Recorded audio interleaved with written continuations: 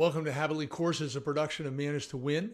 Each course is divided into multiple lessons for easy viewing. All are now completely free, so you can watch them on your own or work through them as a team. Please subscribe to this channel, leave a comment, and share your favorite lessons with others. Try to find something that helps you be your best. Hello, this is David Russell. I'm back. We're talking about workplace drama. In lesson 4, I talked about emotional flooding and how damaging that is. In lesson 5, I talked about reflective thinking. I want to build upon that to talk about applying the concept of reflective thinking. So there's two opposing sides. One is a concrete mindset, and I'm inspired to come up with that term by Zig Ziglar. His phrase that inspired me is down below. Some people's minds are just like concrete. They're all mixed up and permanently set. I love that. I probably heard it 20 years ago. I still remember it. Maybe 25. Actually, I think it was 25 years ago. Anyway, a concrete mindset, in my vernacular, is when a person assumes the other party is selfish, stupid, and or clueless, and they refuse to consider information, including facts, opposing that conclusion. The focus is on blaming someone for the problem. What do we call that? Blame-based thinking. We talked about it. And a concrete mindset is caused by emotional flooding.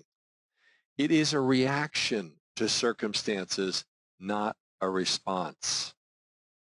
It occurs when there's fear or anxiety, miscommunication, negative reciprocity, unmet expectations, and hurt feelings. I mean, basically, you have to realize that these behaviors and feelings are not productive. They're not positive. They are a poor process. They're a poor policy. They're not going to help anything.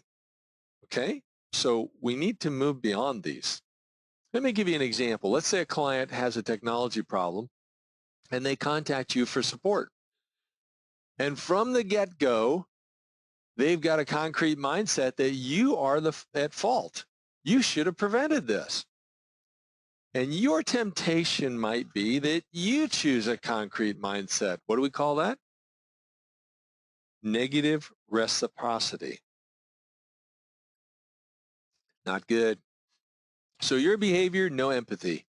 Prefer email, avoid the client contact. So what they feel is, hey, you're not making their issue a priority. And the negative conclusion they make is, you don't know what you're doing. You're taking too long. And their behavior is anger. And what do? They share that frustration with other people. They're bad-mouthing you and or your company. That's not what we want. But your response is to mirror it back. The client made mistakes. They're rude. They're not cooperating. Negative reciprocity. You're both operating in isolation. And that's what happens with a concrete mindset. It validates the negative opinions of both parties because it fuels negative reciprocity in isolation. So it's not healthy. What can you do? Well, you got to recognize that pre-trigger, that rising water or the actual emotional flood, and choose to go in a different direction. Choose to make a run at resolving the real problem or disease rather than get caught up in symptoms by leveraging reflective thinking in what I'm calling a resolution run. This is my definition as I've aggregated different thoughts in my experiences. So basically, running to resolution engages these 10 new habits and skills of reflective thinking. One of the first is to stop and breathe. Another is to assume the other party is reasonable. And then basically you're going to be moving into focus on solving the problem and identifying causes that need to be avoided, but not emphasizing blame. That's a symptom. A run to resolution is a response to circumstances that's thought out, it's intentional. Let me give you that same example where a different choice is made. Client's frustrated, technology's not working, they blame you, your company should have prevented this. Well, instead of you dropping into negative reciprocity, you choose to go on a resolution run. So you're empathetic, you define the actions to take, you confirm the schedule, you follow up on time. That's not that hard. What does that make them feel? They feel valued, they were heard, they're confident a solution in an honest way. And the positive conclusion they make is, hey, you know what you're doing. I can live with this time frame. For them, the stress drops. They're more open with information. They share positive thoughts of you with others. Isn't that great? They're not bad-mouthing you anymore behind your back. They're talking you up to other people. And your response to their behavior is there's mutual respect. There's collaboration, and you feel like you're on the same team. Let me talk this through 3 questions here for you to consider. Number 1, discuss a situation where you got stuck in a concrete mindset. What happened? And how did it get resolved? If it did get resolved. Think about that on your own if you're working individually or as a group. Maybe stop the video, talk that over.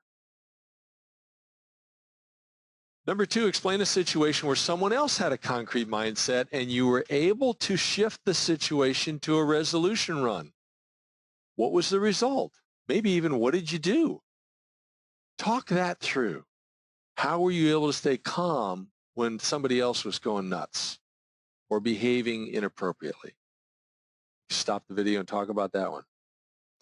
The third one is, what negative situations happened in your past that developed your habit of adopting a concrete mindset before you even realize what's happening? Remember, it's a reaction.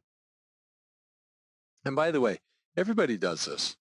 Nobody is without flaw, perfect without flaw. No one is. But the goal is that you develop habits so it almost never happens. And when it does, you can resolve it much more quickly. Talk about this one. Now, to conclude lesson 6, I wanted to give you some specifics of concrete mindset, give you an image there, and then also the resolution run where you're applying reflective thinking. What does that look like? So think about that, study the slides, pass the exam, look at these 5 questions. What are you going to do to change?